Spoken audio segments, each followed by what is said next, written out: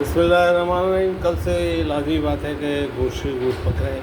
इस वक्त थोड़ा सा मैं अपने लिए ये मोरक्कन स्टाइल बनाऊंगा और ये ताजीनी के अंदर बनाऊंगा।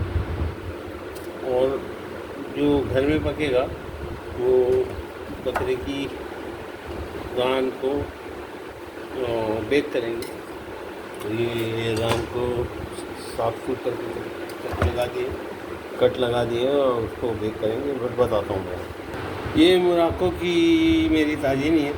इस ताजीनी के अंदर मैं थोड़ा सा गुर्दे, कलेजी और किडनी जो होती है, गुर्दे, कलेजी और दिल और प्याज और टमाटर और काली मिर्ची और नमक डालूँगा और उसको पकाऊँगा, फिर आपको दिखाता। मैंने लीवर के सबसे पहले प्याज थोड़ी सी पानी डाल दिया था और उसमें लीवर डाल दिया था।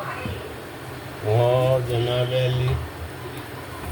लीवर नहीं बल्कि हार्ट, तो वो हार्ट को पकाया सबसे पहले। आप दूसरा जो है ना, इसमें ट्रिक ये है कि आप थोड़ा सा सरका में पानी डालें और उसमें धो लें। ये कब किडनी को धोए और ये मैं किडनी डाल दूँ, किडनी डाल दूँ। इसी तरह मैं हार्ट दूँगा, ये चीज़ डालूँगा और उसके बाद टमाटर और काली मिर्च, नमक डाला हुआ है।